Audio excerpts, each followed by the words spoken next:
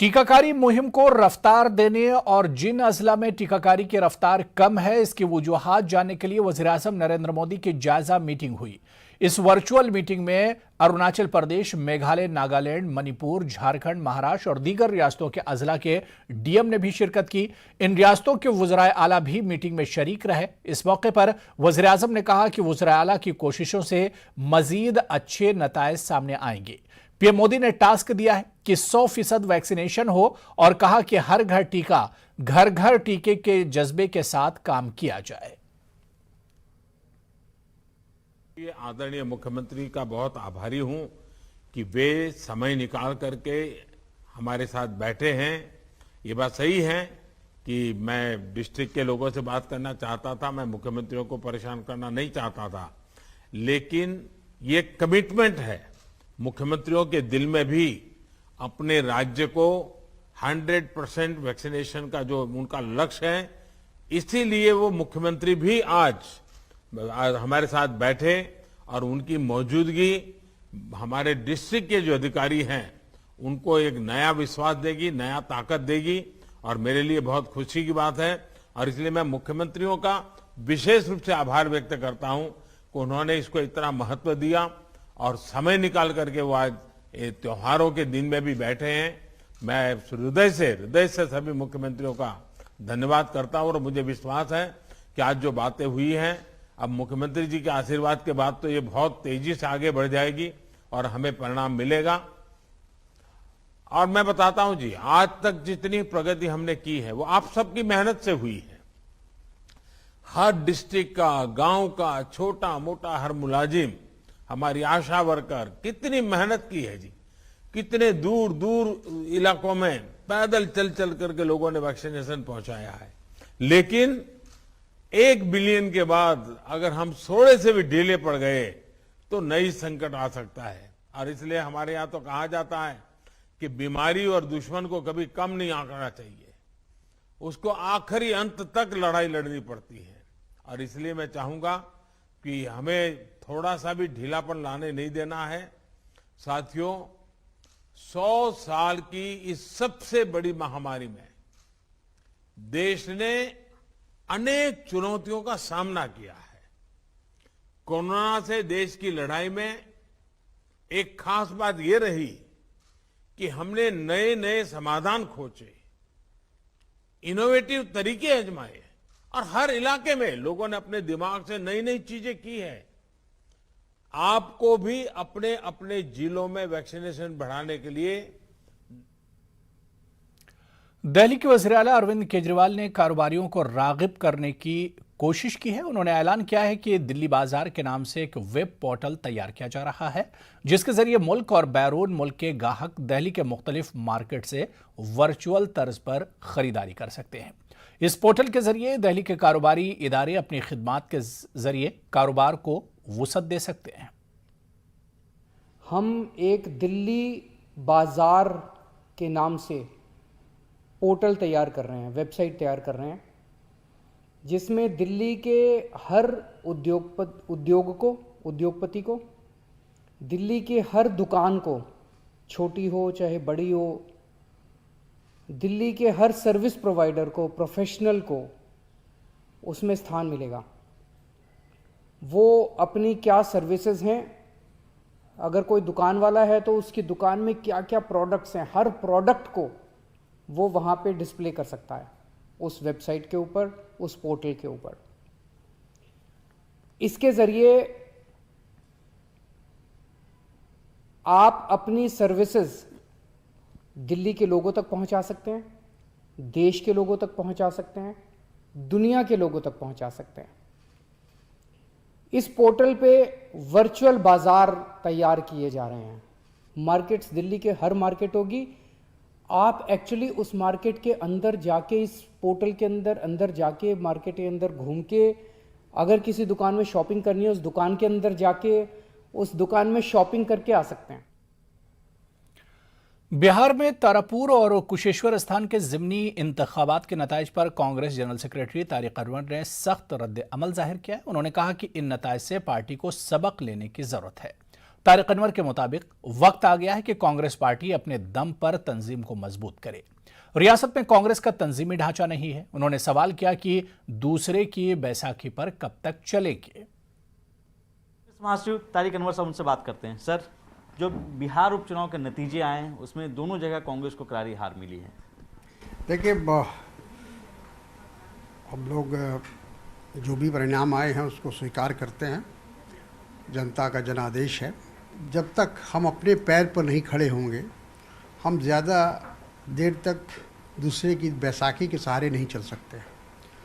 तो कांग्रेस को बार बार एक तरह से ये सीख मिल रही है कि अपना संगठन मजबूत करें, पार्टी को मजबूत करें, ग्रास रूट पर काम करें।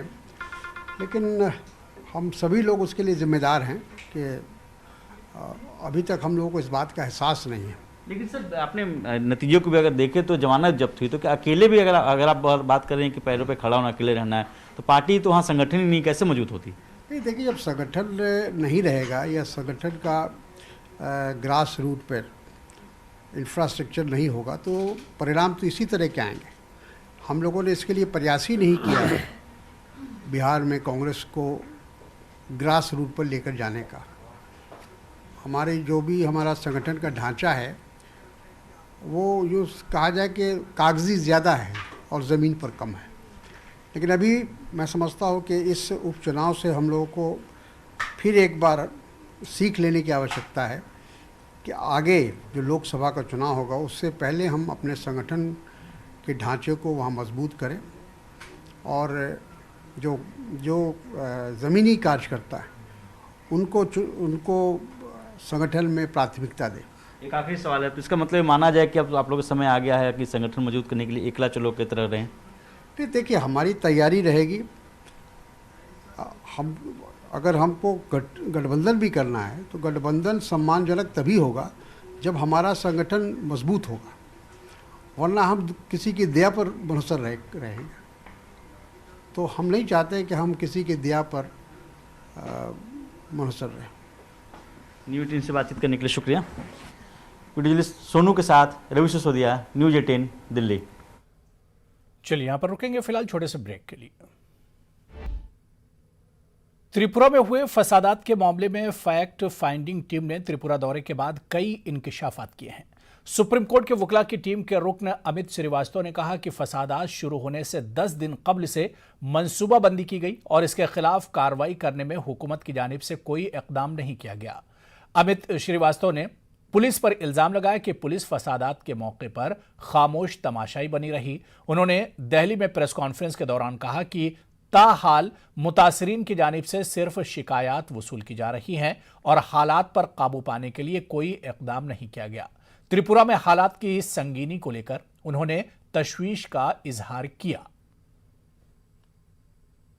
देखिए, सरकारें तो हमेशा झूठ बोलती है और सरकार की पुलिस भी जो सरकार चाहती है वैसा ही बोलती है। तो ये तो सब पे झूठ है कि कोई नुकसान नहीं हुआ है। हम तो हमारी आंखों से देख करके आए हैं। वहाँ पर मस्जिदें जलाई गई हैं, जानमाज़ें जलाई गई हैं, कुरान जलाए गए हैं और मस्जिदों को नुकसान पहुंचाया गया है। जिनको जला नहीं सकते थे मस्जिदों को, उनके दरवाजे तोड़ दिए, उनकी खिड़कियां तोड़ दी, उनके पंखे तोड़ दिए और कुछ लोगों के घरों पर जो है ये भगवा झंडा लगा दिए। तो ये सारी चीज़ें तो वहाँ पर हुई हैं। तो एफआईआर के बारे में हमने हमारे रिपोर्ट में भी लिखा है कि उन लोगों की कंप्लेंट राइटिंग में रख ली है, लेकिन एफआईआर की कोई कॉपी हमको नहीं मिली है। तो उन्होंने बताया कि हमें यही दिया है, तो इसका मतलब एफआईआर रजिस्टर्ड नहीं हुई है। और पुलिस का क्या तरीका होता है इसके अंदर, पुलिस क्या सबकी कंप्लेंट लेती है, उसको ज़्यादा प्रेशर आता है तो उसको कंपाइल करके एक एफआईआर बना देती है। तो हमें इसमें जो है अंदेशा ये है कि पुलिस एक एफआईआर करके सब लोगों को इसके अंदर बरी करने की कोशिश करेगी। देखिए, मुझे लगता है कि त्रिपुरा के बाद अब अगला टारगेट इनका मध्य प्रदेश है और यूपी है, क्योंकि मध्य प्रदेश में भी कुछ टाइम बाद चुनाव है और यूपी में भी कुछ टाइम बाद चुनाव है। और मैं पूरे दावे के साथ ये कह सकता हूं कि अगर आप पत्रकारों ने ये आवाज़ नहीं उठाई तो कल को ये जो आग है ये पूरे भारत में फैलने वाली है। और अगला टारगेट मुझे इसका यूपी और मध्य प्रदेश साफ साफ नज़र आता है, क्योंकि बहुत सारी छोटी छोटी घटनाएं हो रही हैं। आपने मध्य प्रदेश में देखा, एक चूड़ी वाले का जो इंसिडेंट हुआ, एक छोटे से चूड़ी वाले के इंसिडेंट में वहाँ के गृह मंत्री बयान दे रहे हैं कि इसके तार पाकिस्तान से जुड़े हुए हैं, इसका बाहर की ताकतों से इसका कनेक्शन है, लेकिन अभी तक पुलिस ने कोई ऐसी एफआईआर और इन्वेस्टिगेशन तो की नहीं। त्रिपुरा में पिछले दिनों हिंसा हुई थी और बहुत सारी मस्जिदों को आग लगाई गई, दुकानों को आग लगाई गई। एक फैक्ट फाइंडिंग टीम वहां पर जाकर वापस आई है। हमारे साथ हैं फैक्ट फाइंडिंग टीम के मेंबर मुकेश जी और साथ ही साथ अमित श्रीवास्तव जी। मुकेश जी, क्या पाया आप लोगों ने? क्या ये प्लानिंग थी या एक इंसिडेंट था ये? नहीं, ये ट्रेनिंग थी। अभी त्रिपुरा के जो हिंदू हैं और जो मेजॉरिटी है उसको ट्रेन किया जा रहा है। ये उनका पहला ट्रेनिंग कैंप था जिसमें उनको नफरत करना सिखाया जा रहा है। हमें ग्राउंड पर जाके पता चला कि जो मेजॉरिटी पॉपुलेशन है वहाँ की वो पीस लविंग है। उनको ये पता ही नहीं है कि हिंदू मुस्लिम होने से डिफ्रेंशिएट कैसे करना है। वो कॉर्डियली एक साथ सालों से रह रहे हैं। आप कह रहे हैं कि ये ट्रेनिंग थी, ये ट्रेनिंग थी। ऐसा क्या है? ऐसा क्या आपने पाया, क्या देखा वहाँ पर? हाँ, हमने ये देखा कि जो लोग हैं, जो पॉपुलस लोग हैं हिंदू कम्युनिटी से, वो लोग ऐसे हैं कि बिल्कुल peaceful day to day life में साथ में टीवी देख रहे हैं। हिंदू जो फ्रेंड है वो मुस्लिम के यहाँ इतना होने के बावजूद भी वो उसकी शॉप पे आ रहा है, पूरा दिन अपना बिता रहा है वहाँ पे। और उस जगह पे अगर आप ये देखें कि लोग वेंडलाइज कर दे रहे हैं घरों को, मॉस्क को। महाराष्ट्र में इन दिनों सियासत शबाब पर है, बयानबाजियों का दौर चल रहा है और जब से क्रूज ड्रग्स का मामला सामने आया उसके बाद शाहरुख खान की फैमिली, समीर वानखेड़े और उसके बाद नवाब मलिक और फडणवीस, यानी पूरी तरह से कहीं ना कहीं सियासत जो है वो शबाब पर है। और इस सियासत का सबसे बड़ा जो चेहरा है वो नवाब मलिक साहब बनकर एक तरह से उभरे हैं। तो नवाब मलिक साहब खुद हमारे साथ मौजूद हैं, जो कि महाराष्ट्र की सियासत का बहुत बड़ा चेहरा है और इसके अलावा महाराष्ट्र रियासती सरकार के अक़लियती उमूर के वजीर भी हैं। वो इस वक्त रास्तौर पर हमारे साथ जुड़े हुए हैं। महाराष्ट्र की सियासत में इन दिनों जो कुछ चल रहा है उसी पर बातचीत करने के लिए नवाब मलिक साहब इस वक्त रास्तौर पर मेरे साथ जुड़े हुए हैं। हम उन्हीं से बात करेंगे कि आखिर जिस तरह की इल्जाम तराशियां हो रही हैं और जिस तरह की बयानबाजी हो रही है, इसका हल कैसे निकलेगा। नवाब मलिक साहब, सर आपका बहुत इस्तकबाल है न्यूज़ 18 उर्दू में। जी शुक्रिया। जी नवाब मलिक साहब, जो सिलसिला शुरू हुआ था महाराष्ट्र में क्रूज ड्रग्स मामले को लेकर, फिर वो शाहरुख खान की फैमिली तक, आर्यन तक पहुंचता है और उसके बाद समीर वानखेड़े जो बहुत बड़ा एक चेहरा थे इस पूरे मामले के, और फिर वही एक तरह से गिरफ्त में आ गए। क्या लगता है नवाब मलिक साहब कि अब यह मामला धीरे धीरे बहुत तूल पकड़ता जा रहा है? देखिए, ऐसा है कि मामला तूल नहीं पकड़ रहा है। मामला लॉजिकल कंक्लूजन की तरफ फर्जीवाड़ा करके फर्जी मामला बनाया गई, पब्लिसिटी की गई, तो पूरा केस फर्जी था। और ये समीर वानखेड़े साहब पब्लिसिटी के लिए फर्जी केसेस बनाते रहे। आपको बता दें कि ये मामला रिया चक्रवर्ती से हुआ। एक पूरे मीडिया का अटेंशन हासिल किया गया। उसके बाद 15/2020 एक केस है जिसमें 30 से अधिक फिल्म वालों को बुलाया गया, पब्लिसिटी की गई और करोड़ों रुपए की, लगभग 1000 करोड़ से ज्यादा की उगाही इस शहर में हुई। आर्यन खान की लड़ाई हम लड़ाई लड़ रहे हैं नाइंसाफी की, फर्जीवाड़े की, उगाही की, और इसको लॉजिकल एंड तक ले जाएंगे। जो हम कह रहे थे कि वसूली हो रही है, तो 18 करोड़ की डील का मामला सामने आ गया, 50 लाख रुपए उठाए गए, उठाने के सीसीटीवी आ गए, बहुत सारे लोग सामने आकर बयान दे रहे हैं। तो उगाही हो रही थी, वो स्टेब्लिश हो रहा है और हमें लगता है आगे कार्रवाई होगी। और दूसरा एक मामला है फर्जी सर्टिफिकेट का, जिसके आधार पर इन्होंने नौकरी हासिल की है, वो भी जांच होगी, तो भी लॉजिकल जो भी होगा एंड तक हम ले जाएंगे। लड़ाई नाइंसाफी के खिलाफ है, फर्जी मामले में फंसाने के खिलाफ है, पैसा उगाही के खिलाफ है, और लॉजिकल एंड तक चीजें जल्द पहुंचेंगी। बिल्कुल, यानी आखिर तक आप इस लड़ाई को मुकम्मल करेंगे। नवाब मलिक साहब, लेकिन जिस तरह के बयानबाजी आजकल महाराष्ट्र में हो रही है, ऐसे में लग रहा है कि यह मामला अब सीधे सीधे एनसीपी वर्सेस बीजेपी होता जा रहा है। अब इसमें फडणवीस साहब का नाम भी एक तरह से आ गया है, तो अब यह सीधे सीधे लड़ाई क्या बीजेपी और एनसीपी की है? क्या माना जाए इसे? देखिए, बीजेपी एनसीपी की लड़ाई तो सत्ता और सियासत की है, लेकिन इसमें बीजेपी कूद रही थी। हमें लगता है धीरे धीरे बीजेपी ने अपने आप को इससे अलग करना शुरू कर दिया। कई बीजेपी के नेताओं के बयान आ गए कि भाई समीर वानखेड़े कोई हमारा कार्यकर्ता नहीं, तो अगर कोई उसने गलत किया है तो उसकी सजा होगी। धीरे धीरे अपने आप को अलग कर रहे हैं। जो ये देवेंद्र जी है वो लगातार मेरे बारे में कहते रहे कि इनका दामाद गांजे की केस में पकड़ा गया, नाजायज फंसाया गया था, इसलिए इंसाफी के लिए लोग खड़े। और उनकी पत्नी का एक एल्बम रिलीज हुआ था जिसको लेके जो एक जयदीप राणा है जिसने उसको फाइनेंशियल हेड था, हमने एक्सपोज कर दिया कि आपके पत्नी के एल्बम में ड्रग पेडलरों का पैसा लगा है, तो हमें लगता है उन्हें काफी उसका दुख हुआ है। ये उन्हें एहसास कराया है कि आप लोगों को बदनाम करने के लिए चीजें करते हो, ये ठीक नहीं। ये लड़ाई एनसीपी और बीजेपी की वो लड़ाई है, वो सियासी लड़ाई हम लड़ेंगे। जो एजेंसियों का गलत इस्तेमाल हो रहा है उसके खिलाफ हमारी लड़ाई चलती रहेगी। लेकिन जो एनसीबी है, जो एक अफसर है जो पिछले 15 महीने से पब्लिसिटी का दीवाना हुआ है, हजारों करोड़ रुपए वसूल करता है, नाजायज लोगों को हो रहा है, ये लड़ाई लॉजिकल एंड तक मैं ले जाऊंगा। तो मुझे उम्मीद है कि चीजें स्टेब्लिश हो रही हैं। आपको बता दें, सब ये कोशिश कर रहे हैं कि कोर्ट में जाकर मेरे बोलने पे या ट्विटर पर लिखने पे रोक लगाई जाए। हाईकोर्ट ने कहा कोई अर्जेंसी नहीं, बात सुनेंगे। फिर इनको डर लगने लगा, इससे ये हाईकोर्ट में गए कि मामला जो है वो सीबीआई या एनआईए को दे दी जाए, मुंबई पुलिस से जांच को, जो उगाही का मामला सामने आया है उसे निकाली जाए। तो इन्हें डर लगने लगा है। महाराष्ट्र पुलिस ने कहा कि 72 घंटे पहले इन्हें नोटिस दी जाएगी अगर गिरफ्तार करना है। अभी सुप्रीम कोर्ट में कुछ पीआई इन्होंने दाखिल कराया है। हमें लगता है अभी नाइंसाफी के खिलाफ लॉजिकल एंड तक हम ले जाएंगे। शुरुआत में लोगों को लग रहा था कि ये बहुत अपराइट अफसर है, लेकिन धीरे धीरे चीजें स्टेब्लिश हो गई है। अब इनकी छटपटाहट है, गलत चीज अगर की है तो गुनहगार को सजा मिलनी चाहिए। कोई अपराइट ऑफिसर होता है गुना, तो ये सारे हथकंडे नहीं इस्तेमाल करता। वो कहता है कि जांच हो जाने की, सच्चाई वो सामने आएगी। बिल्कुल। लेकिन नवाब मलिक साहब, आपके जो इल्जामात हैं वो बहुत अहम है, बहुत संगीन इल्जामात हैं। लेकिन एक सवाल नवाब मलिक साहब ये उठता है कि एनसीबी का एक अफसर एक सिटिंग मिनिस्टर पर इल्जामात लगा रहा है। क्या आपको नहीं लगता है कि कहीं ना कहीं उस अफसर का इस्तेमाल किया जा रहा है, या कोई बड़ी ताकत उस अफसर के पीछे है? एक मुझ पे इल्जाम नहीं लगाया, मेरे दामाद को फ्रेम किया गया जी। और कब फ्रेम किया गया? ये जो फिल्म इंडस्ट्री को टारगेट कर रहे थे, हमने कई बयान दिए। किसी पत्रकारों के जरिए तो बोला गया कि वानखेड़े आपसे, वानखेड़े साहब नाराज हैं और वो कह रहे हैं कि इसके नतीजे ठीक नहीं होंगे। मैंने कहा कि आपका जो इस शहर में आपका माजी है उसको मैं जानता हूँ, अगर मैं बोल दूंगा तो आपकी परेशानी बढ़ जाएगी। शायद उसने इसीलिए हमारे दामाद को नाजायज फंसाया कि हमारी आवाज में जो ताकत है वो खत्म हो जाए।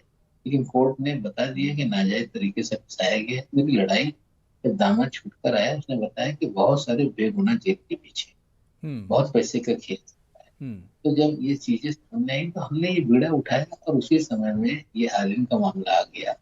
उसमें बहुत सारे एक्सपोजर हमने किए। शुरुआत में लोग कह रहे थे कि दामाद के गुस्सा ये निकाल रहे हैं, कुछ लोग कह रहे थे मुसलमान है इसलिए मुसलमान के साथ खड़ा है, ईमानदार अफसर को प्रेशर किया जा रहा है।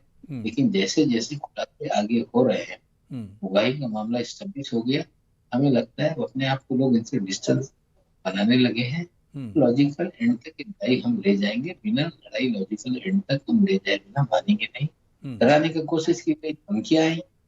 हमारे परिवार के लोग जो वकील हैं उन्हें भी अलग अलग वकीलों ने समझाने की कोशिश की। शुरुआत में शाहरुख खान के जरिए एक मैसेज दिया जा रहा था, शाहरुख खान को नवाब मलिक बोलना बंद नहीं करेगा तो आपका लड़का लंबे दिनों तक जेल में रहेगा। सारी चीजें आई। मैंने लोगों से साफ कह दिया कि ये नाइंसाफी के खिलाफ मेरी लड़ाई है। मैं कोई डरने वाला नहीं, रुकने वाला नहीं, और इसे लॉजिकल एंड तक मैं ले जाऊंगा।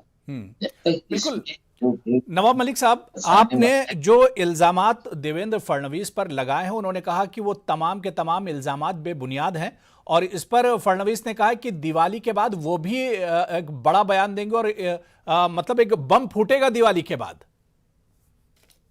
देखिए, मैंने कहा है तैयार हम। उन्होंने कहा कि इनके दामाद के घर से गांजा मिला, पंचनामा हमने रख दिया, कोई रिकवरी नहीं, हमारे घर से कुछ नहीं मिला दामाद के। उन्होंने कहा कि केस ठीक करने के लिए इस तरह से दबाव अधिकारी भी बना रहे हैं। चार्जशीट फाइल होने के बाद कोई मामला ठीक करने की किसी की ताकत नहीं। मैं 62 साल का हूँ, शहर में रहता हूँ। 62 साल में 45 साल मेरी सियासी जिंदगी है। मैं जब वो शहर में आए, देवेंद्र जी पहली बार एमएलए बन के, उस वक्त मैं मिनिस्टर था। 62 साल जिंदगी में हम पर इस तरह के अंडरवर्ल्ड की कोई आरोप लगा नहीं पाए। अब ऐसा है कि जब कोई मुसलमान होता है तो वो दाऊद का साथी है, तो आम तरीके से लोग बोलने लगते हैं। आज अगर दाऊद साथी वाली बात है तो दाऊद के करीबी लोगों के साथ देवेंद्र जी की बहुत सारी तस्वीरें हैं। क्या हम उनको अरेस्ट करते हैं? हमें लगता है अपना बचाव नहीं कर पा रहे हैं, इसलिए इस तरह का एक शील्ड लेकर वो सामने आए। मैंने तो कहा मैं तैयार हूँ, साबित कर दें। अगर कोई अंडरवर्ल्ड से नवाब मलिक का कुछ संबंध रहा होगा तो हम सियासी जिंदगी से अलग हो जाएंगे। बिल्कुल नवाब मलिक साहब, आज भी आपने एक ट्वीट किया है, दिवाली की मुबारकबाद दी और आपने कहा कि होटल द ललित का जो राज है वो फाश किया जाएगा। तो क्या जो फडणवीस ने जो बयान दिया है कि बम फोड़ेंगे दिवाली के बाद, उसका जवाब देने के लिए आप पूरी तरह से तैयार हैं? आखिर ये राज क्या है ललित होटल के? देखिए, ललित होटल में ही बहुत सारे राज छुपे हुए हैं और इंतजार कीजिए, यहीं से सारा प्राइवेट आर्मी जो इनका वानखेड़े की थी ऑपरेट करती थी, और ये सारी चीजें हम देखेंगे और धीरे धीरे लोगों को बताएंगे कैसे प्राइवेट आर्मी के जरिए आपदा उगाही होती थी। होटल के कमरे 8-8 महीने तक रोज 50,000 का बिल कैसे पे होता था। तो बहुत सारी चीजें हैं। देवेंद्र जी हमारे निशाने पे नहीं है, हमारे निशाने पे एक पुलिस अफसर है जो बेलगाम या उसे लगाम देना, नाइंसाफी बंद हो। और डिपार्टमेंट में ये इतना कहना चाहता हूँ कि इस तरह से 35 साल में कभी एनसीबी पे सवाल नहीं उठा। सभी लोग चाहते हैं कि ड्रग जो है, नशेखोरी जो है, वो पूरी तरह से खत्म हो, लेकिन 5-10 ग्राम पकड़ लेने से, पेडलर छोटे पकड़ लेने से क्या खत्म होगा? एनसीबी क्यों बड़े जो स्टॉक है वहां तक नहीं पहुंच पाती? जो अंतरराष्ट्रीय तस्कर क्यों नहीं गिरफ्तार हो पाते? क्यों नहीं ये नशे का खेल खत्म हो रहा है? कहीं ना कहीं कुछ तो गड़बड़ है। 3000 किलो मुद्रा पोर्ट का कौन गुनेगार है आज तक समझ में नहीं आया। ये 2 ग्राम 5 ग्राम जो कहीं पहुंचता है तो कहीं ना कहीं पूरा डिस्ट्रीब्यूशन नेटवर्क होगा, ये क्यों नहीं पकड़ पाते हैं? कुछ गड़बड़ी है डिपार्टमेंट में, सुधारे, गंदी मछलियां बाहर निकाले, नहीं तो पूरा तालाब गंदा हो रहा है। तो एनसीबी के बड़े अधिकारियों को समझना पड़ेगा। बिल्कुल, यानी आप मानते हैं कि समीर वानखेड़े तो छोटी मछलियां और पूरा तालाब ही एक तरह से गंदा है। आपने सरकारी एजेंसियों पर भी कई संगीन इल्जामात लगाए हैं और अब नवाब मलिक साहब, सवाल ये उठता है कि इल्जामात तो बहुत सारे लगाए गए, समीर वानखेड़े से लेकर कई लोगों पर। दूध का दूध और पानी का पानी कैसे होगा? ये इल्जामात साबित कैसे होंगे नवाब मलिक साहब? देखिए, ऐसा है, उगाही वाला जो हमने इल्जाम लगाया उसको लेके तो स्टैब्लिश हो गया। 50 लाख रुपए उठाए, 18 करोड़ में डील हुई थी, उसकी जांच तो पुलिस कर रही है। गिरफ्तारी से बचने के लिए कोर्ट तक भाग गए, तो कहीं ना कहीं वो लॉजिकल एंड जाएगा। इनका सर्टिफिकेट होगा से वो एक लड़ाई हम लड़ रहे हैं। और जो 26 मामले जो अंदर से एक अधिकारी ने लिख के दिए, जिसमें 100 से करीब लोग ज्यादा गिरफ्तार हैं, उन मामलों के भी हो जाए तो ये दूध का दूध पानी का पानी होगा। अलग अलग फोरम पे लड़ाई है, हम लड़ेंगे और धीरे धीरे आगे ले जाएंगे। बिल्कुल नवाब मलिक साहब, बहुत बहुत शुक्रिया अपना कीमती वक्त देने के लिए और हमसे बातचीत करने के लिए। तो महाराष्ट्र सियासत का इस वक्त का सबसे बड़ा चेहरा नवाब मलिक साहब हमारे साथ जुड़े हुए थे, जिन्होंने कहा कि इस लड़ाई को वो आखिर दम तक लड़ेंगे और आखिर तक लड़ाई को ले जाएंगे और जो इल्जामात हैं उन इल्जामात को सच करके साबित करेंगे। बहुत बहुत शुक्रिया। इस बुलेटिन में फिलहाल इतना ही। आदाब।